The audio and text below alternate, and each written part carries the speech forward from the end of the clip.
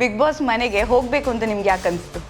ನನಗೆ ತುಂಬ ಇಂಪಾರ್ಟೆಂಟ್ ಇದ್ದು ನನ್ನ ಜನಕ್ಕೆ ನಾನು ಏನು ಅಂತ ತೋರಿಸ್ಬೇಕಾಗಿತ್ತು ಅಷ್ಟೇ. ಸೊ ನೀವು ಯಾಕೆ ಒಂದು ಲವ್ ಆ್ಯಂಗಲ್ ಸ್ಟಾರ್ಟ್ ಮಾಡಿಲ್ಲ? ಅದು ಜೆನ್ಯೂನ್ ಆಗಿ ಬರ್ಬೇಕು ಮ್ಯಾಮ್. ಆನೆಸ್ಟ್ಲಿ ಪ್ರೀತಿ ಅನ್ನೋದು ಇಟ್ಸ್ ನಾಟ್ ಸಮಥಿಂಗ್ ಫೇಕ್ ಮಾಡಕ್ಕೆ ಇರಬಾರ್ದು. ಪ್ರೀತಿ ಅದೇ ಕೇಳಿ ನೀವೇನು ಹೇಳಿದ್ರು ಅದಕ್ಕೆ? ನೀವು ತುಂಬ ಸ್ಮಾರ್ಟ್ ಆಗಿದ್ದೀರಾ ಬಿಡಿ. ಇದೆಲ್ಲ ನಾನೇ ಜನರಲೈಸ್ ಮಾಡ್ಬಿಡ್ಲಿ, ನೀವೇ ಕೇಳಿ ಇವಾಗ. ವೆಯ್ಟ್ ಲಾಸ್ ಆಯಿತು ನಿಮ್ಮದು ಅಂತ. ಇಷ್ಟೊಂದು this is horrible weight loss, ಎನರ್ಜಿನೇ ಇರ್ತಾ ಇರಲಿಲ್ಲ. ಬಟ್ ಇಬ್ಬರು ಏನಕ್ಕೆ ಜಗಳ ಆಡ್ತೀರಾ? ಸಾಲ್ವ್ ಮಾಡಿ ಅನ್ನೋ ಸಿಚುವೇಶನಲ್ಲಿ ಇರಬೇಕು. ನಾನು ಅದಕ್ಕೆ ತುಪ್ಪ ಸುರಿದು ಇನ್ನೂ ಜಗಳಾಡಿ ಇಬ್ಬರು ಜಗಳ ನೋಡಿ ಮಜಾ ತೊಗೊಳೋ ವ್ಯಕ್ತಿ ನಾನಂತೂ ಅಲ್ಲಪ್ಪ. ಮುಖ ಕೊಡ್ದಂಗೆ ಆಗುತ್ತೆ, ಮರ್ಯಾದೆನೇ ಹೋಗ್ಬಿಡಲ್ವ? You being fake to the audience. ವ್ಯಕ್ತಿತ್ವಗಳ ಆಟ ಅಲ್ಲಿ ನೀನು ಫಸ್ಟ್ ವ್ಯಕ್ತಿತ್ವನೇ ನಿಂದಿದ್ದು ವ್ಯಕ್ತಿತ್ವನೇ ಅಲ್ಲ ಅಂತಂದರೆ ಮತ್ತೆ ಜನಕ್ಕೆ ಏನು ತೋರಿಸ್ತಾ ಇದೆಯಾ ನಿನ್ನಲ್ಲಿ? ನಾನು ಹೋಗ್ಬಿಟ್ಟು ಆರ್ ಯು ಓಕೆ ಮ್ಯಾಮ್, ಕಾಲು ಸರಿ ಇದೆಯಾ, ಅಳಬೇಡಿ ಅಂದಿದ್ದಕ್ಕೆ ನನ್ನ ಬಕೆಟ್ ಅದು ಇದು ಅಂತ ಅಂತಾರೆ ಜನ. ಮನುಷ್ಯತ್ವದ ಬಗ್ಗೆ ಯೋಚನೆ ಮಾಡಲ್ವ ಜನ?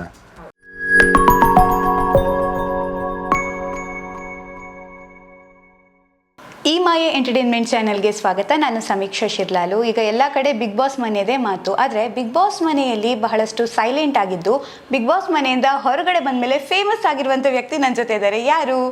ಅಭಿಷೇಕ್ ಅಂದರೆ ಖಂಡಿತವಾಗ್ಲೂ ನಿಮ್ಗೆ ಗೊತ್ತಾಗಲಿಕ್ಕಿಲ್ಲ. ಅಭಿ ಅಂದರೆ ಖಂಡಿತವಾಗ್ಲೂ ಗೊತ್ತಾಗುತ್ತೆ ಅಲ್ವಾ? ನೀವು ಅಭಿ ಅಂತ ಫುಲ್ ಎಲ್ಲ ಕಡೆ ಫೇಮಸ್ ಈಗ. Welcome to the show. ಹೇಗಿದ್ದೀರಾ? Thank you so much ma'am. ಚೆನ್ನಾಗಿದೆ, ನೀವು ಹೇಗಿದ್ದೀರಾ? ನಾನಂತೂ ಸೂಪರ್ ಆಗಿದ್ದೀನಿ. ಬಟ್ ನಿಮ್ಮನ್ನು ನೋಡಿದ್ರೆ ಬೇಜಾರಾಗ್ತಿದೆ ನನಗೆ. ಸುಸ್ತಾಗಿದ್ದೀರಾ ಅನ್ಸುತ್ತೆ ಇಂಟರ್ವ್ಯೂ ಕೊಟ್ಟು. ಏನು ಒಂದು ನಿಮಿಷ ಗ್ಯಾಪ್ ಕೊಟ್ಟಿಲ್ಲ, ಬರೀ ಇಂಟರ್ವ್ಯೂಸೇ ಕೊಡ್ತಾ ಇರೋದು. ಏನು ಕೇಳ್ತಿದ್ರಪ್ಪ ನಿಮ್ಗೆ ಇಂಟರ್ವ್ಯೂ ಕ್ವಶನು? ಬೇಸಿಕ್ಲಿ ಅದು ಬಿಗ್ ಬಾಸ್ ಜರ್ನಿ ಹೇಗಿತ್ತು, ಅದಾದ್ಮೇಲೆ ನೀವೆಲ್ಲ ಹೋಗಿ ಏನು ಕಲ್ತ್ರಿ, ನೀವು ಯಾಕೆ ಸೈಲೆಂಟ್ ಆಗಿದ್ರಿ, ಯಾಕೆ ಮಾತಾಡಲಿಲ್ಲ, ಅವ್ರ ಮೇಲೆ ನಿಮ್ಮ ಒಪಿನಿಯನ್ ಏನು? ಅದೇ ಕೇಳಿ ನೀವೇನು ಹೇಳಿದ್ರು ಅದಕ್ಕೆ?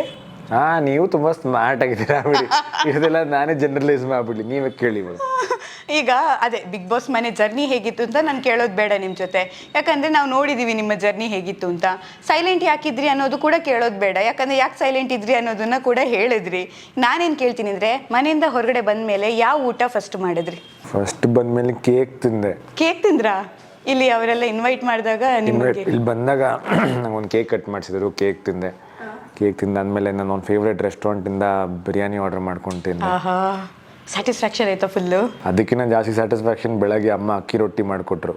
ಅದಷ್ಟು ಖುಷಿ ಸಿಕ್ಕಿದೇನೂ ಇಲ್ಲ. ಬಿಸಿ ಬಿಸಿ ಅಕ್ಕಿ ರೊಟ್ಟಿ, ಚಟ್ನಿ ಪುಡಿ, ಮೊಸರು ತಿಂದಷ್ಟು ಸ್ಯಾಟಿಸ್ಫ್ಯಾಕ್ಷನ್ ಎಲ್ಲೂ ಇಲ್ಲಪ್ಪ. ಎಲ್ಲೂ ಇಲ್ಲ. ನಿಮ್ಗೆ ಅನ್ಸ್ಬಿಡ್ತು ಇನ್ನು ಮನೇನೆ ಬೆಸ್ಟ್, ಮನೆ ಊಟ ಅಮ್ಮನ ಊಟನೇ ಬೆಸ್ಟ್ ಅಪ್ಪ. ಮತ್ತೆ ಈಗ ಅಲ್ಲಿ ರಘು ಅವರೆಲ್ಲ ಬೇಜಾರು ಮಾಡ್ಕೊಳ್ಳಲ್ಲ, ಅಷ್ಟು ಚಪಾತಿ ಮಾಡ್ಕೊಡ್ತಿದ್ವಿ ನಾವು, ಈಗ ನಮ್ಮನ್ನು ಹೊಗಳೇ ಇಲ್ಲ ಅಭಿಯಿಂದ. ಚಪಾತಿ ನಾನು ತುಂಬಾ ಮಾಡಿದ್ದೀನಿ. ಚಪಾತಿ ಮಾಡೋದು ಕಲ್ತಿದ್ದೆ ನಾನು ಮನೇಲಿ. ಹಂಗೆ ಮಾಡಿ ಚಪಾತಿ ಮಾಡೋಕ್ಕೆ ಬಂದಿರಲಿಲ್ಲ. ಅಲ್ಲಿ ಹಿಟ್ಟೆ ಕಲ್ಸೋದು, ಚಪಾತಿ ಹೆಂಗೆ ಲಟ್ಸ್ಬೇಕು ಎಲ್ಲ ಕಲಿತೆ ಅಲ್ಲಿ. ಆಮೇಲೆ ಅವರು ಚೆನ್ನಾಗಿ ಮಾಡೋರು, ಅಲ್ಲಿದ್ದ ಕಂಪ್ಲೇಂಟ್ಸ್ ಏನಿಲ್ಲ. ಬಟ್ ಆ ಮನೇಲಿ ನನಗೆ ತುಂಬ ಇಷ್ಟ ಆಗ್ತಿದ್ದ ಅಡುಗೆ ಅಂತಂದರೆ ಜಾನ್ವಿ ಅವ್ರದ್ದು. ತುಂಬ ಚೆನ್ನಾಗಿ ಅಡುಗೆ ಮಾಡ್ತಾರೆ ಅವರಂತೂ. ಒಂದಿನ ನೀವೆಲ್ಲ ಹೋಗಿ ಒಂದ್ಸಲ ಅಡುಗೆ ಮಾಡ್ಸ್ಕೊಂಡು ತಿನ್ನಿ ಅವ್ರ ಕೈಯಲ್ಲಿ. ತುಂಬ ಚೆನ್ನಾಗಿ ಅಡುಗೆ ಮಾಡ್ತಾರೆ. ಹೌದಾ? ಏನು ತುಂಬ ವೆರೈಟಿ ಸ್ಪೆಷಲ್ ಆಗಿ ಮಾಡ್ತಿದ್ರು? ಸ್ಪೆಷಲ್ ಆಗಿ ಏನಂದರೆ ಅವ್ರದ್ದು ಪಾಪ ಫಸ್ಟ್ ಆಫ್ ಆಲ್ ಐಟಮ್ಗಳೇ ಇರ್ತಾರಿಲ್ಲ. ಒಂದೊಂದ್ಸಲ ಈರುಳ್ಳಿ ಇರ್ತಾರಿಲ್ಲ, ಮೆಣಸಿನ್ಕಾಯಿ ಇರ್ತಾರಿಲ್ಲ, ಟೊಮ್ಯಾಟೋನು ಇರ್ತಾರಿಲ್ಲ, ಬರೀ ಬೇಳೆ ಇರ್ತಾಯಿತ್ತು. ಅದರಲ್ಲೂ ಟೇಸ್ಟಿಯಾಗಿ ಇವಾಗ ಮನೆ ಸೊಪ್ಪು ಸಾರು ಮಾಡೋದು, ಮುದ್ದೆ ಮಾಡೋದು, ಏನೂ ಮಾಡಿರೋರು ಪಾಪ. ತುಂಬ ಚೆನ್ನಾಗಿ ಅಡುಗೆ ಮಾಡ್ತಾರೆ. ಯಾಕೆ ಹೋದ್ರು ಅನ್ಸುತ್ತೆ ನಿಮಗೆ ಜಾಹ್ನವಿ? ನಾನು ಯಾಕೆ ಬಂದೆ ಅಂತ ನಂಗೆ ಗೊತ್ತಿಲ್ಲ. ಇನ್ನು ಅವ್ರ ಬಗ್ಗೆ ನಾನು ಏನು ಎಸ್, ಬಿಗ್ ಬಾಸ್ ಮನೆಗೆ ಹೋಗಬೇಕು ಅಂತ ನಿಮ್ಗೆ ಯಾಕೆ ಅನಿಸ್ತು? ಏನಕ್ಕಂದರೆ ಫಸ್ಟ್ ನಾನು ರಿಯಾಲಿಟಿ ಶೋ ಮಾಡಿರಲಿಲ್ಲ. ಯಾವ ರಿಯಾಲಿಟಿ ಶೋನು ಮಾಡಿಲ್ಲ. ಬರೀ ಆ್ಯಕ್ಟಿಂಗ್ ಮಾಡಿಕೊಂಡು ಸೀರಿಯಲ್ಲು ಸಿನಿಮಾ ಅಷ್ಟೇ ಮಾಡ್ಕೊಂಡಿದ್ದು. ಸೊ ನನ್ನ ತಲೆಯಲ್ಲೂ ಇರಲಿಲ್ಲ ನಾನು ರಿಯಾಲಿಟಿ ಶೋಗೆ ಹೋಗ್ತೀನಿ, ಬಿಗ್ ಬಾಸ್ಗೆ ಹೋಗ್ತೀನಿ ಅಂತ ನಾನು ಎಕ್ಸ್ಪೆಕ್ಟು ಮಾಡಿರಲಿಲ್ಲ. ನಾನು ಫಾಲೋನೂ ಮಾಡ್ತಿರಲಿಲ್ಲ ಬಿಗ್ ಬಾಸ್ನ ನಾನು. ಬಟ್ ಒಂದಿನ ಒಂದು ಕಾಲ್ ಬರುತ್ತೆ, ಈ ಥರ ಇದೆ ಹೋಗ್ತೀರಾ ಅಂತಂದಾಗ, ಅವರೇ ಬಂದು ಕರಿತಾ ಇದ್ದಾರೆ. ಇಂಥ ಆಪರ್ಚುನಿಟಿ ಎಲ್ರಿಗೂ ಸಿಗಲ್ಲವಲ್ಲ. ಎಷ್ಟೋ ಜನ ಬೇಡ್ಕೋತಾರೆ ಹೋಗ್ಬೇಕು ಅಂತ. ನನಗೆ ಅವರೇ ಬಂದು ಕರೆದ್ರಲ್ಲ, ಯೋಚನೆ ಮಾಡೋಣ ಅಂತಿತ್ತು. ಯೋಚನೆ ಮಾಡ್ತಾ ನನಗೆ ಇನ್ನೊಂದು ಅನಿಸಿದ್ದೇನೆಂದರೆ, ಸುದೀಪ್ ಸರ್ ಇದ್ದಾರೆ ಅಲ್ಲಿ. And I am a big fan Sudeep ಸರ್ಗೆ. ಚಿಕ್ಕ ವಯಸ್ಸಿಂದ ನೋಡ್ಕೊಂಡೇ ಬೆಳೆದಿದ್ದಲ್ಲ. ಸೊ ಅಲ್ಲೋದಾಗ ನೀವು ಹೇಗೆ ನಾನು ಅಭಿ ಅಂತ ಕರೆದ್ರಲ್ಲ, ನನಗೊಂದು ತಲೆತ್ತೇನೆಂದರೆ, ಸುದೀಪ್ ಸರ್ ಬಾಯಲ್ಲಿ ಅಭಿ ಅಂತ ಕಳ್ಸ್ಕೊಳೋದು ಎಷ್ಟು ಖುಷಿ ಆಗುತ್ತೆ ಹೇಳಿ. ಎಲ್ರಿಗೂ ಆಪರ್ಚುನಿಟಿ ಸಿಗುತ್ತಾ? ಅದು ನನಗಂತೂ ಯಾವ ಸಿನಿಮಾ ಬ್ಯಾಕ್ಗ್ರೌಂಡು ಇಲ್ಲ. ನಾನು ಆ್ಯಕ್ಚುಲಿ ಸ್ವಂತ ಸ್ಟಾರ್ಟ್ ಮಾಡಿದ್ದಿಲ್ಲ, ಯಾರ ಸಪೋರ್ಟು ಇಲ್ದಲೇ ಒಬ್ಬ ಆ್ಯಕ್ಟರ್ ಆಗ್ತೀನಿ ಅಂತಂದಾಗ ಎಷ್ಟೋ ಜನ ಡೌಟ್ ಪಟ್ಟರು. ಬಟ್ ಇವತ್ತು ಸುದೀಪ್ ಸರ್ ಕೈಯಲ್ಲಿ ಅಂತ ನಮ್ಮ ಟಾಪ್ ನಟನ ಕೈಯಲ್ಲಿ ಅಭಿ ಅಂತ ಕರ್ಸ್ಕೊಳೋದಿದೆಲ್ಲ ಸ್ವಂತವಾಗಿ ನಿಂತ್ಕೊಂಡು, I think that is a big win for me. ಅದೊಂದು ಮೇನ್ ರೀಸನ್ ಆಗಿತ್ತು. And one more was my channel. Colors ಕನ್ನಡದಿಂದನೇ ನಾನು ಬೆಳೆದಿದ್ದು, ಪ್ರತಿಯೊಂದು ಮಾಡಿದ್ದು ಕಲರ್ಸಿಂದನೇ. ಆ ಚಾನೆಲ್ ಅವರೇ ಬಂದು ನನಗೇನೋ ಆಪರ್ಚುನಿಟಿ ಕೊಡ್ತೀನಿ ಅಂದಾಗ I should not say no. So happily I said yes. ಇದೊಂದು ನನ್ನ family, Colors is my family. ಅದು ಇನ್ನೊಂದು ಶೋ ನಾನು ಮಾಡಬೇಕು ಅನ್ನೋಂಗೆ ಆಫರ್ ಬಂದಾಗ ಎಸ್ ಅಂತಲೇ ಮಾಡಿ ಅದಕ್ಕೆ that's why I went to Bigg Boss. ಎಷ್ಟು ಹಾಗೆ ಅನಿಸುತ್ತೆ, ಯಾಕಂದರೆ ನೀವು ತುಂಬ ಖುಷಿಯಾಗಿ ಒಳಗಡೆ ಹೋದ್ರಿ, ಸೈಲೆಂಟ್ ಆದ್ರಿ ಅನ್ನೋದಕ್ಕಿಂತಲೂ ಕೂಡ ಯಾಕೆ ನೀವು ಅಲ್ಲಿ ತುಂಬ ಜೀವಿಸಲಿಲ್ಲ ಅಂತ, ಅಥವಾ ಅಲ್ಲಿ ನೀವು ಕಾಣಿಸ್ಕೊಳ್ಳೋದಕ್ಕೆ ನೀವೇನು ಪ್ರಯತ್ನ ಮಾಡಿದ್ರಿ ಅಂತ. ಆಡೋದು ಅಂತ ನಾನು ಅಂದ್ಕೊಂಡಿದ್ದೇನೆಂದರೆ ಅಲ್ಲಿರೋರೆಲ್ಲ ಟಾಸ್ಕ್ ಆಡ್ತಾರೆ, ಟಾಸ್ಕ್ ವಿಷಯ ಬರುತ್ತೆ. ಟಾಸ್ಕ್ ಅಂತ ಬಂದಾಗ ಬರೀ ಒಂದೇ ಟಾಸ್ಕ್, ಬರೀ ಫಿಸಿಕಲ್ ಟಾಸ್ಕ್ ಅಲ್ಲ, ಮೆಂಟಲ್ ಟಾಸ್ಕ್ ಇರುತ್ತೆ, ಮಾತಾಡೋ ಟಾಸ್ಕ್ ಇರುತ್ತೆ, ಡ್ಯಾನ್ಸ್ ಇರುತ್ತೆ, ಸ್ಕಿಟ್ ಮಾಡೋದಿರುತ್ತೆ. ಟಾಸ್ಕ್ ಗೆದ್ದರೆ ಏನಾಗ್ತೀವಿ ಹೇಳಿ, ಕ್ಯಾಪ್ಟನ್ ಆಗ್ತೀವಿ. ನಾನು 2 ಸಲ ಕ್ಯಾಪ್ಟನ್ ಆಗಿ. ಹೌದು. ಸೊ ಆಡಿಲ್ಲ ಅಂತ ಹೇಳೋಕ್ಕೆ ನನಗೆ ಒಂದ್ಸಲ ಸರಿ ಅನ್ಸಲ್ಲ, ಯಾಕಂದರೆ ನನಗೇನು ಆಡೋಕ್ಕೆ ಕೊಟ್ಟಿದ್ರು ಅದು ನಾನು 100% ಮಾಡಿದ್ದೀನಿ. ಯಾಕಂದರೆ it is not easy to play tasks. ಎಲ್ಲ ಮೆಂಟಲಿ ಯೋಚನೆ ಮಾಡಬೇಕು, that is also part of the game ಅಲ್ವಾ. ಬರೀ ನಾನು ಕೂತ್ಕೊಂಡು ಮಾತಾಡೋದಿದ್ರೆ ನಾನು ಅಲ್ಲಿ ಹೋಗಿ ಟಾಸ್ಕ್ ಯಾಕೆ ಆಡಬೇಕು, ಮತ್ತೆ ಟಾಸ್ಕ್ ಯಾಕೆ ಇಟ್ಟಿರ್ತಾಯಿದ್ರು.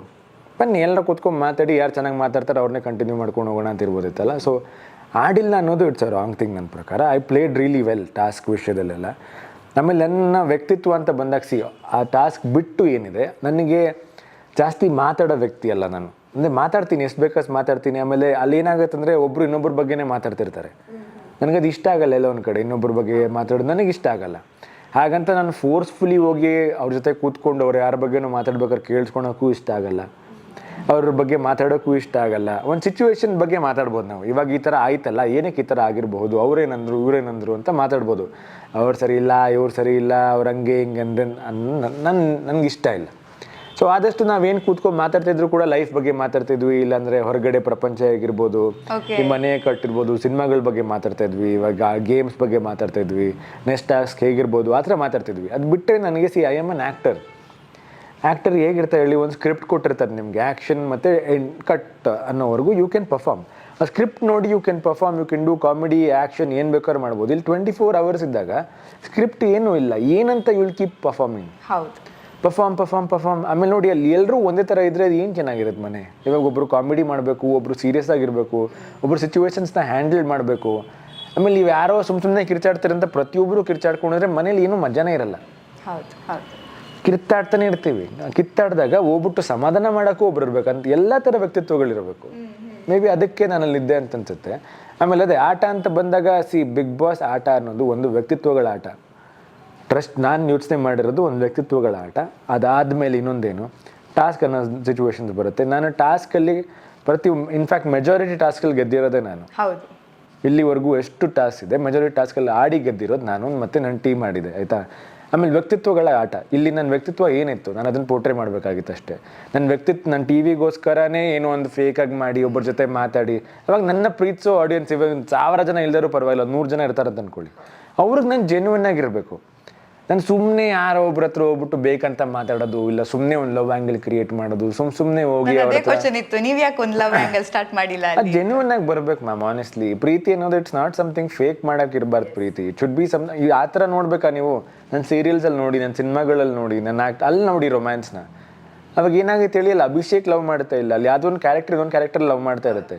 ಇಲ್ಲಾಂದರೆ ನೀವು ಏನೇ ಒಂದು ಮಾಡಬೇಕು ಅಂತಂದಾಗ ಇಲ್ಲಿ ಅಭಿಷೇಕ್ ಅನ್ನೋ ವರ್ಡ್ ಇರುತ್ತೆ, ಅಭಿ ಅನ್ನೋ ವರ್ಡ್ ಇರುತ್ತೆ. ಅಭಿ ಏನು ಮಾಡ್ದೆ, ಅಭಿ ನೋಡಿ ಅವಳು ಹಿಂದೆನೇ ಬುದ್ದಿದ್ದ, ಆ ಥರ ಮನೆಯೊಳಗೆ ಅಭಿಪ್ರಾಯ ಉಟ್ಕೊಬಿಡುತ್ತೆ. ಇವಾಗ ಸ್ಟಾರ್ಟಿಂಗಲ್ಲಿ 2 ವಾರ ಇದ್ದಾಗ ನಾನು ಜಂಟಿಯಾಗಿ ಒಬ್ಬರ ಜೊತೆ ಇರ್ತೀನಿ, ಅವ್ರಿಗೆ ಬರೀ ಕಾಂಪ್ಲಿಮೆಂಟ್ ಕೊಡ್ತಿರ್ತೀನಿ, ಅವ್ರನ್ನ ಕಂಫರ್ಟಬಲ್ ಫೀಲ್ ಮಾಡ್ಸಕ್ಕೆ. ಬಟ್ ಆ ವೀಕ್ ನೀವು ತುಂಬಾ ಡಿಫ್ರೆಂಟ್ ಆಗಿ ಕಾಣಿಸಿದ್ರಿ, ತುಂಬಾ ಜಾಯಲ್ ಆಗಿ ಕಾಣಿಸಿದ್ರಿ. ಅದಾದ್ಮೇಲೆ ಅವಾಗ ಏನು ಗೊತ್ತಾ, ಒಬ್ಬರ ಬಗ್ಗೆ ತಿಳ್ಕೊಬೇಕಾಗಿರುತ್ತೆ. ಅಲ್ಲಿ ಯಾವಾಗ ಎಲ್ಲರೂ ಹೊಸಬ್ರು, ಎಲ್ಲರಲ್ಲೂ ಒಳ್ಳೆತನ ಇರುತ್ತೆ. ಆವಾಗ ಎಲ್ಲರ ಹತ್ರನೂ ಮಾತಾಡಬೇಕು, ತಿಳ್ಕೊಬೇಕು, ಎನರ್ಜಿ ಇರುತ್ತಲ್ವಾ. ಆ ಎನರ್ಜಿ ಹೋಗ್ತಾ ಏನಾಗುತ್ತೆ ಅಂದರೆ ಅವ್ರು ಹೇಗೆ ಅಂತ ಗೊತ್ತಾಗ ಸ್ಟಾರ್ಟ್ ಆಗುತ್ತೆ ನಮಗೆ. ಇವಾಗ ನಾನು ನಿಮ್ಮ ಹತ್ರ ಒಂದ್ಸಲ ಮಾತಾಡ್ತೀನಿ, ಎಷ್ಟು ಚೆನ್ನಾಗಿ ಮಾತಾಡ್ಬೋದು ನೀವು. ನಾಳೆ ಬಂದು ಮತ್ತೆ ಮಾತಾಡಿದಾಗ ನೀವು ನನಗೆ ಇಷ್ಟ ಆಗದಿರೋ ಥರ ಇದ್ರೆ ನಾನು ಮತ್ತೆ ಮಾತಾಡ್ಕೊಂಡು ಕೂತ್ಕೊಳಕ್ಕೆ ಸಾಧ್ಯನಾ? ಹೌದು ಹೌದು. ಆಮೇಲೆ ಇಲ್ಲಿ ನಾವಷ್ಟೇ ಪ್ರಪಂಚ, ನಾನು ನೀವು ಎಷ್ಟು ಅಂತ ಮಾತಾಡ್ಬೋದು? ಕರೆಕ್ಟ್. 24 ಗಂಟೆ ಮಾತಾಡ್ಬೋದು. ಆಯ್ತು ಗುರು, 1 ವಾರ ಕಂಟಿನ್ಯೂಸ್ ಆಗಿ ಮಾತಾಡಿದ್ವಿ. 70 days ದಿನ ಮಾತಾಡೋಕ್ಕಾಗತ್ತಾ ಕಂಟಿನ್ಯೂಸ್ ಆಗಿ? ಅದು ಯಾವಾಗ ಮಾತಾಡೋಕ್ಕಾಗುತ್ತೆ ಹೇಳಿ? ಒಂದು ಕಂಫರ್ಟ್ ಝೋನ್ ಆದಾಗ, ನಿಮ್ಮ ಜೊತೆ ಏನೋ ಒಂಥರ ಒಂದು ಬಾಂಡಿಂಗ್ ಆದಾಗ, ಅಯ್ಯೋ ಅಲ್ಲಿ ಹೋದೆ ಹಿಂಗೆ ಆಯಿತು ಗುರು ಅಂತ ಬಂದು ಹೇಳ್ಕೊಬೋದು. ಇಲ್ಲ ಅಂತಂದ್ರೆ ಎಷ್ಟು ಫೇಕ್ ಅನ್ಸುತ್ತೆ, ಮಾತಾಡೋಕ್ಕೆ ಕಷ್ಟ ಆಗುತ್ತೆ. ಇಷ್ಟ ಇಲ್ದವ್ರ ಜೊತೆ ಮಾತಾಡೋದೇ ಒಂದು ಟಾಸ್ಕಲ್ಲಿ. ಆದಷ್ಟು ಟ್ರೈ ಮಾಡ್ತಿದ್ದೆ. ಇವಾಗ ಒಂದು ಸಿಚುವೇಶನ್ ಆಮೇಲೆ ಸ್ಟ್ಯಾಂಡ್ ತೊಗೊಳೋದು ಅಂತ ಹೇಳ್ತಾರೆ. ನಾನು ಪ್ರತಿ ಸಲ ಸ್ಟ್ಯಾಂಡ್ ತೊಗೊಂಡಿದ್ದೀನಿ. ಸ್ಟ್ಯಾಂಡ್ ತೊಗೊಂಡೆ ಅಂದಕ್ಕೆ ಯಾರೋ ಬಂದ್ಬಿಟ್ಟು ಇವಾಗ ಬಕೆಟ್ ಅಂತ ಹೇಳ್ತಾರೆ, ಅಶ್ವಿನಿ ಅವ್ರ ಮಗ ಅಂತಾರೆ. ಅದೆಲ್ಲ ಸ್ಟ್ಯಾಂಡ್ ತೊಗೊಂಡಿದ್ದಕ್ಕೆ ಆಗಿದ್ದು. ಸೊ ಅದಕ್ಕೆ ನಾನು ಒಪ್ಪಲ್ಲ. ಆಮೇಲೆ 3ನೇ ವಾರ ರಘು ಅವ್ರು ಬರ್ತಾರೆ. ರಘು ಅವ್ರು ಬಂದಾಗ ಏನೋ ಅಶ್ವಿನಿ ಅವ್ರ ಜೊತೆ ಮಾತಾಡಿದಾಗ ಎಲ್ಲದಕ್ಕೇನೋ ಜಾಸ್ತಿ ಕಿರ್ಚಾಡಿದ್ದು ಅಶ್ವಿನಿ ಅವ್ರ ಮೇಲೆ ನಾನೇ. ನೀವು ತಪ್ಪು ಅಂತ ಅನಿಸ್ದಾಗ ಮಾತಾಡ್ತೀನಿ ಅಲ್ಲಿ. ಆಮೇಲೆ ಏನು ಗೊತ್ತಾ, ಇಬ್ಬರ ಮಧ್ಯೆ ಜಗಳ ಆಡ್ತಿರ್ಬೇಕಾದ್ರೆ ನೀವಲ್ಲಿ ಹೋಗಿ ಏನಕ್ಕೆ ಅಡ್ಡಿಯಲ್ಲಿ ಆಡ್ತೀರಾ? ಹೌದು ಹೌದು. ಅದು ನನ್ನ ವ್ಯಕ್ತಿತ್ವ ಅಲ್ಲ. ಇವಾಗ ನೀವು ಇಬ್ಬರು ಜಗಳ ಆಡ್ತಿರ್ತೀರ, ನಿಮಗೆ ಅವ್ರಿಂದ ಏನೋ ಬೇಜಾರಾಗಿರುತ್ತೆ, ಅವ್ರಿಗೆ ನಿಮ್ಮಿಂದ ಬೇಜಾರಾಗಿರುತ್ತೆ. ನಾನು ಬಂದು ಏನಕ್ಕೆ ಮಾತಾಡಲಿ ಅಲ್ಲಿ? ನಾನು ಏನು ಮಾಡ್ಬೋದು? ಹಿಂದೆ ನಿಂತ್ಕೊಂಡು ಅವರಿಬ್ಬರು ಏನಕ್ಕೆ ಜಗಳ ಆಡ್ತಿದ್ರು, ಹೋಗ್ಬಿಟ್ಟು ಈ ಥರ ಅಲ್ಲ, ತಲೆ ಕೆಡ್ಸ್ಕೊಬೇಡಿ, ಇಬ್ಬರು ಏನಕ್ಕೆ ಜಗಳ ಆಡ್ತೀರಾ, ಸಾಲ್ವ್ ಮಾಡಿ ಅನ್ನೋ ಸಿಚುವೇಶನಲ್ಲಿ ಇರಬೇಕು. ನಾನು ಅದಕ್ಕೆ ತುಪ್ಪ ಸುರಿದು ಇನ್ನೂ ಜಗಳ ಆಡಿ ಇಬ್ಬರು ಜಗಳ ನೋಡಿ ಮಜಾ ತೊಗೊಳೋ ವ್ಯಕ್ತಿ ನಾನಂತೂ ಅಲ್ಲಪ್ಪ. ಅದನ್ನು ಕಾಮ್ ಮಾಡಿ ಎಲ್ಲರೂ ಖುಷಿಯಾಗಿರೋಣ ಅಂತ ಯೋಚನೆ ಮಾಡೋ ವ್ಯಕ್ತಿ, ಅದನ್ನೇ ಕ್ಯಾರಿ ಮಾಡ್ಕೊಂಬಂದೆ ಅಷ್ಟೇ. ಆಮೇಲೆ ನಮ್ಮ ಟೀಮ್ಗಾಗಲಿ ಇವಾಗ ಒಂದು ಸಿಚುವೇಷನಲ್ಲಿ ನಮ್ಮ ಟೀಮ್ಗೆ ಏನೋ ಒಂದು ಮೋಸ ಆಯಿತಾ, ಎಲ್ಲರಿಗಿಂತ ಮುಂಚೆ ನಾನು ಹೋಗ್ತಿದ್ದೆ. ಜಂಟಿಗಳಾಗಿದ್ದಾಗ ನಾವು ಒಂದು ಟೀಮ್ ಆಗಿದ್ವಲ್ಲ, ಯಾರೋ ನಮ್ಮ ಜಂಟಿಗಳಿಗೆ ಬೈದಾಗ ನನಗೆ ಯಾರೂ ಬೈದಿರಲಿಲ್ಲ, ಅವ್ರ ಪರ ನಾನು ನಿಂತೆ. ಅದಕ್ಕೋಸ್ಕರ ಅಶ್ವಿನಿ ಮತ್ತು ಜಾನ್ವಿ ನನ್ನ ಅಗೇನ್ಸ್ಟ್ ಆದರು ಸ್ಟಾರ್ಟಿಂಗಲ್ಲಿ. ಅದೇನು ಎದೆ ಒಬ್ಸ್ಕೊಂಬರ್ತಾನೆ, ಗಾಂಚಲಿ ಈ ಥರ ಮಾತಾಡ್ತಾನೆ, ಅದು ಇದೆಲ್ಲ, ಅದು ನನಗೇನು ಒಂದಿಲ್ಲ. ಅವರು ನಮ್ಮ ಟೀಮ್ಗೋಸ್ಕರ ಮಾತಾಡಿದ್ದು ನಾನು. ಅದಾದ್ಮೇಲೆ ಒಂಟಿಗಳಾದಾಗ ಅವ್ರ ಜರ್ನಿ ಅವ್ರಿಗೆ, ನನ್ನ ಜರ್ನಿ ನನಗೆ. ಹೌದು. ಅವ್ರು ಬಂದ್ಬಿಟ್ಟು ಬೇರೆ ಯಾರಿಗೂ ಬೈದಾಗ ನಾನು ಯಾಕೆ ನಿನಗೆ ಯಾಕೆ ಬೈತಿದ್ದೆ ಅಂತ ಅವ್ರಿಗೆ ಯಾಕೆ ಮಾತಾಡಲಿ ನಾನು? ಅವಾಗ ನಾನು ಸ್ಟುಪಿಡಾಗಿ ಕಾಣೋದು, ನನಗೇನು ಕಾಣಿಸ್ತೀನಿ ಹೇಳಿ, ಇವ್ನಿಗೆ ಏನಕ್ಕೆ ಬೇಕು ಗುರು? ಇವಾಗ ಅವರಿಬ್ಬರಲ್ಲಿ ಯಾರೊಬ್ರು ಜಗಳ ಆಡ್ಬೇಕಾರೆ ಇವ್ನಿಗೆ ಯಾಕೆ ಬೈತಿದ್ದೆ ಅಂದಾಗ ಅವ್ನು ತಿರುಗ್ಬಿಟ್ಟು ನೀನು ಯಾರಿಗೂ ಕರೆದಿದ್ದಿಲ್ಲಿ ನಾವು ಮಾತಾಡ್ತಾ ಇದ್ದಾನೆ ಅಂದ್ಬಿಟ್ರೆ ಹಿಂಗೆ ಅನ್ಸುತ್ತೆ ಅವಾಗ. ಬಟ್ ಬಿಗ್ ಬಾಸ್ ಮನೇಲಿ ಈಗ ನಡೀತಿರೋದು ಅದೇ ಅಲ್ವಾ? ಅದು ಅವ್ರವ್ರ ವ್ಯಕ್ತಿತ್ವ. ಅದು ಏನಕ್ಕೆ ಮಾತಾಡೋಕ್ಕಾಗುತ್ತದು? ಅವ್ರು ನೀನು ಹೋಗಿ ಆಲೂಗಡ್ಡೆ ವರ್ಷಕ್ಕೆ ಜಗಳ ಆಡ್ತೀಯ, ಆಡು ಗುರು. ನಾನು ಆ ಥರ ಮನುಷ್ಯ ಅಲ್ಲ, ಅದಕ್ಕೆ ಜಗಳ ಆಡೋ ಮನುಷ್ಯ ಅಲ್ಲ. ಹಂಗಂತ ನಮಗೆ ಅಶೋ ಆಗಿರಲ್ವಾ? ನಮಗೂ ಅಶೋ ಆಗಿರುತ್ತೆ. ನಾವು ಕದ್ದು ತಿಂತೀವ, ಇಲ್ಲ ನಾವು ಏನಾರು ಎತ್ಕೊಂಡು ಯಾರು ಇಲ್ದಾಗ ಮಾಡ್ಕೊಂಡು ತಿಂತೀವ? ಇಲ್ಲ, ಅದು ನಮ್ಮ ವ್ಯಕ್ತಿತ್ವ. ಯಾಕಂದ್ರೆ ಅದು ಇಡೀ ಮನೆಗೆ ಸೇರಿರೋದು, ಮನೆಗೆ ಬರಲಿ ಅಂತ. ಮನೆಗೆ ಕೊಟ್ಟಿರೋದೆಲ್ಲ ಎತ್ಕೊಂಡು ಹೋಗಿ ನಿನ್ಗೆ ಯಾವಾಗ ಬೇಕಾವಾಗ ಮಾಡ್ಕೊಂಡು ತಿಂತೀಯ, ಅದು ಇದು ಅಂದರೆ ಅದು ನಿನ್ನ ವ್ಯಕ್ತಿತ್ವ ಗುರು. ನಾನೇನು ಮಾಡೋಕ್ಕಾಗತ್ತೆ? ನಾನು ಚೇಂಜ್ ಮಾಡೋಕ್ಕಾಗಲ್ಲ. ಇನ್ಫ್ಯಾಕ್ಟ್ ಅದು ವ್ಯಕ್ತಿತ್ವಗಳ ಆಟ. ಅಲ್ಲೇ ತಾನೆ ಆ ಸಿಚುವೇಶನ್ ತಾನೇ ನೀನು ತೋರಿಸೋದು ನೀನು ಎಂಥ ವ್ಯಕ್ತಿ ಅಂತ. ಇಬ್ಬರು ಮಾತಾಡ್ಬೇಕಾದ್ರೆ ನೀನು ಬಂದು ಏನೋ ಮಾತಾಡ್ತೀಯ ಅಂತಂದ್ರೆ ನಿನ್ನ ವ್ಯಕ್ತಿತ್ವ ಏನು? ಹಂಗಾರೆ ನಿನ್ಗೇನು ಮಾತಾಡಿ ನಿನ್ನ ಸ್ಟ್ಯಾಂಡ್ ನೀನು ತೊಗೊಳಕ್ಕಾಗಲ್ವಾ? ಬೇರೆಯವ್ರಿಗೋಸ್ಕರ ಯಾಕೆ ಅವ್ನು ಬಂದು ಕೇಳಿದ್ರೆ, ಇವಾಗ ಮಲ್ಲಮ್ಮಂದು ಒಂದು ಇನ್ಸಿಡೆಂಟ್ ಆಯಿತು. ಮಲ್ಲಮ್ಮ ಅವ್ರಿಗೋಸ್ಕರ ಅದೇನೋ ಇದೇನೋ ಮಾಡಿದ್ವಿ ಅಂತ ಅವ್ರು ಬಂದು ಹೇಳೋರು, ನಾನು ಬಂದು ಕೇಳಿದ್ದೆ ನಿನಗೆ ಹೆಲ್ಪ್ ಮಾಡು ಅಂತ.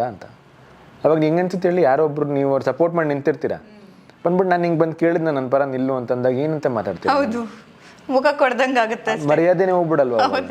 ಸೊ ಇವಾಗ ಹಿಂಗಾಗತ್ತಂದ್ರೆ ಈ ಮನೆಯಲ್ಲಿ ನಿನ್ನ ಪರ ನಿನ್ನ ಅಗೇನ್ಸ್ಟ್ ಯಾರು ಬಂದರೆ ನೀನು ಮಾತಾಡು, ಅದ್ರಲ್ಲಿ ತಪ್ಪೇ ಇಲ್ಲ. ನನ್ನ ಅಗೇನ್ಸ್ಟ್ ಬಂದರೆ ನಾನು ಮಾತಾಡ್ತೀನಿ. ಆ ಥರ ಏನಾಯಿತು ಸಿಚುವೇಶನ್ಗಳಲ್ಲಿ ಹೋಗ್ತಾ ಏನಾಯಿತು, ಮನೆಯವರೆಲ್ಲ ನಮ್ಮ ಮಾತನ್ನ ತುಂಬ ಸೀರಿಯಸ್ ಆಗಿ ತೊಗೊಳಕ್ಕೆ ಸ್ಟಾರ್ಟ್ ಮಾಡಿದ್ರು. ಇವಾಗ ಎಲ್ಲ ಅಶ್ವಿನಿ ಅವರೇ ಯಾವಾಗಲೂ ಒಂದು ತಪ್ಪು ಮಾಡಿದ್ದಾರೆ ಅಂತಂದಾಗ, ಮಾಡಬಾರ್ದಾಗಿತ್ತು, ನೀವು ಅವ್ರದ್ದು ತಪ್ಪಿದೆ, ನೀವು ಈ ಥರ ಮಾಡಿದ್ದು ನನಗೆ ಸರಿ ಅನ್ನಿಸ್ಲಿಲ್ಲ, ಮಾಡಿಬಿಡಿ ಅಂತಂದಾಗ ಹೌದು ಕರೆಕ್ಟ್ ಅಂತ ಮುಗಿಸ್ಬಿಡೋರು, ಮುಗ್ದೋಯ್ತು. ಅಲ್ಲಿ ಏನು ಜಗಳ ಆಡ್ತೀರಾ ನೀವು? ಹೌದು. ಇವಾಗ ಇಲ್ಲಿ ಏನೋ ಒಂದು ರೂಲ್ ಬ್ರೇಕ್ ಮಾಡ್ದ ಅಂತ ಅನ್ಕೊಳ್ಳಿ, ಅವ್ನಿಗೆ ಹೇಳಿರ್ತೀನಿ ಬ್ರೋ ದಯವಿಟ್ಟು ಅರ್ಥ ಮಾಡ್ಕೊ, ನಾಳಿಂದ ಎಲ್ಲ ತೊಂದರೆ ಆಗುತ್ತೆ, ನೀನು ಈ ಥರ ಮಾಡಿದ್ರೆ ಪ್ಲೀಸ್ ಈ ಥರ ಬಿಹೇವ್ ಮಾಡಬೇಡ. ಹೌದಾ ಅಣ್ಣ ಆಯಿತು, ಮುಗ್ದೋಯ್ತು, ಮತ್ತೆ ಯಾಕೆ ಕಿರ್ಚಾಡ್ತೀರಾ ನೀವು? ನಿಮ್ಗೆ ಸಿಚುವೇಶನ್ನೇ ಬಂದಿಲ್ಲ ಅಂದ್ರೆ ಏನಕ್ಕೆ ಕಿರ್ಚಾಡ್ತೀರಾ? Correct. You don't have to be very loud all the time, you just need clarity. ನೀನು ಹಂಗಂದ್ರೆ ಬರೀ ನೀನು ಏನು ಕಾಣಿಸ್ಕೋಬೇಕು ಅಂತಲೇ ಮಾಡ್ತೀಯ, ಕಾಣಿಸ್ಕೊಡ್ಬೇಕು ಅಂತಲೇ ಏನೋ ಇವಾಗ ಅವರೆಲ್ಲ ಹೇಳೋರು ಪ್ರೊಮೋ ಶಾಟ್ ಕೊಡಬೇಕು, ಆಮೇಲೆ ಏನಪ್ಪ ಕಂಟೆಂಟ್ ಕೊಡಬೇಕು, ಅದು ಇದು. ಏನಂತ ಕಂಟೆಂಟ್ ಕೊಡ್ಬೇಕು? ನಾನು ಸುಮ್ಮನೆ ಹೋಗಿ ಡ್ರಾಮಾ ಮಾಡಬೇಕಲ್ಲಿ. You being fake to the audience. ವ್ಯಕ್ತಿತ್ವಗಳ ಆಟ ಅಲ್ಲಿ ನೀನು ಫಸ್ಟ್ ವ್ಯಕ್ತಿತ್ವನೇ ನಿಂದಿದ್ದು ವ್ಯಕ್ತಿತ್ವನೇ ಅಲ್ಲ ಅಂತಂದರೆ ಮತ್ತೆ ಜನಕ್ಕೆ ಏನು ತೋರಿಸ್ತಾ ಇದೆಯಾ ನೀನಲ್ಲಿ? I you trying to be fake? ಇವಾಗ ಒಂದು ವಾರ ಹಿಂಗಿರ್ತಾರೆ, ಇನ್ನೊಂದು ವಾರ ಹಂಗಿರ್ತಾರೆ, ಇನ್ನೊಂದು ವಾರ ಹಿಂಗಿರ್ತಾರೆ. ಕರೆಕ್ಟ್, ಒಪಿನಿಯನ್ಸ್ ಎಲ್ಲರ ಮೇಲೂ ಚೇಂಜ್ ಆಗುತ್ತೆ, ಬಟ್ ನೀನು ಅಟ್ಲೀಸ್ಟ್ ಸ್ಟೇಬಲ್ ಆಗಿರು ಗುರು. ನೀನು ಈ ವಾರ ತುಂಬ ಖುಷಿಯಾಗಿರ್ತೀಯ, ನೆಕ್ಸ್ಟ್ ವಾರ ಹೋಗ್ಬಿಟ್ಟು ಅವ್ರ ಬಗ್ಗೆನೇ ಹಿಂದೆ ಮಾತಾಡ್ತೀಯ, ಮತ್ತೆ ನೆಕ್ಸ್ಟ್ ವಾರ ಬಂದ್ಬಿಟ್ಟು ಅವರೇ ದೇವರು ಅಂತಂತೀಯ. I don't understand. ನಾನು ಆ ಥರ ಅಲ್ಲ. I try to be myself through out.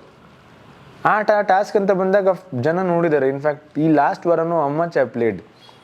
ಆಮೇಲೆ ಅಫ್ಕೋರ್ಸ್ ಅದು ಡೌನ್ ಆಗುತ್ತೆ ಅಲ್ಲಿ ಬಾಡಿ. ಇವಾಗ ಏನೋ ಒಂದು ಡೌನ್, ಇವಾಗ ವೆಯ್ಟ್ ಲಾಸ್ ಆಯಿತು ಅದು ಅಂದಾಗ ಅದೇ ಒಂದು ಕೇಳಬೇಕಿತ್ತು, ಎಷ್ಟು ವೆಯ್ಟ್ ಲಾಸ್ ಆಯಿತು ನಿಮ್ಮದು ಅಂತ? ನಮ್ 11 kg weight loss. 11 kg. Okay, ನಿಮ್ಗೆ ವೆಯ್ಟ್ ಲಾಸ್ ಮಾಡಬೇಕು ಅಂತ ಡ್ರೀಮ್ ಇತ್ತ ಯಾವತ್ತಾದ್ರು? ಏನಿಲ್ಲಪ್ಪ, ಇಷ್ಟೊಂದು this is horrible weight loss. ಎನರ್ಜಿನೇ ಇರ್ತಾ ಇರಲಿಲ್ಲ. ನಿಮ್ಮಲ್ಲಿ ಇಲ್ಲೊಂದು ಹೇಳ್ಬೇಕು, ಇಲ್ಲಿ ನೋಡಿ, first of all weight loss ಆಗ್ತಾ ಇರುತ್ತೆ. ಫಾರ್ ಹುಡುಗರಿಗೆ ಕಾನ್ಫಿಡೆನ್ಸ್ ಇರೋದೇ ನಮ್ಮ ಮಸ್ಕ್ಯುಲರ್ ಆಗಿದ್ದೀವಿ ಗುರು, ವೆರಿ ಸ್ಟ್ರಾಂಗ್, ಬಟ್ಟೆ ಹಾಕೊಂಡಾಗೆಲ್ಲ ಫಿಟ್ ಆಗುತ್ತೆ, ದಟ್ ಸಮಥಿಂಗ್ ವೆರಿ ಕಾನ್ಫಿಡೆಂಟ್ ಅಲ್ವಾ ಹುಡುಗರಿಗೆ.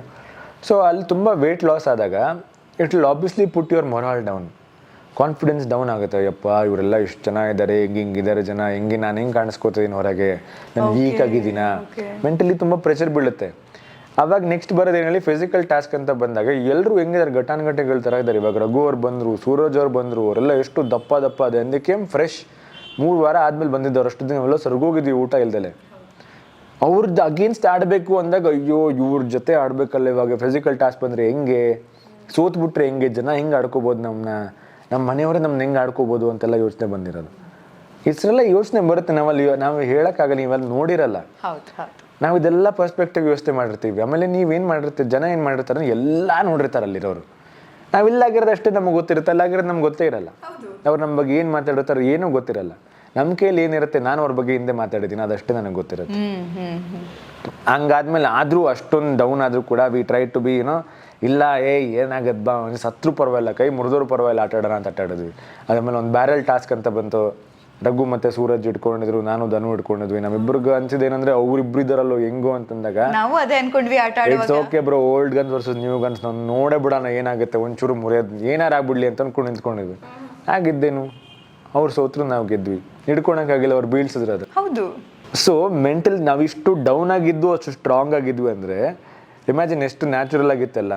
That was called putting your 100% effort. ಅದು ಎಷ್ಟು ನೋವಾಗ್ತಿತ್ತು ಗೊತ್ತಾ ಅದು.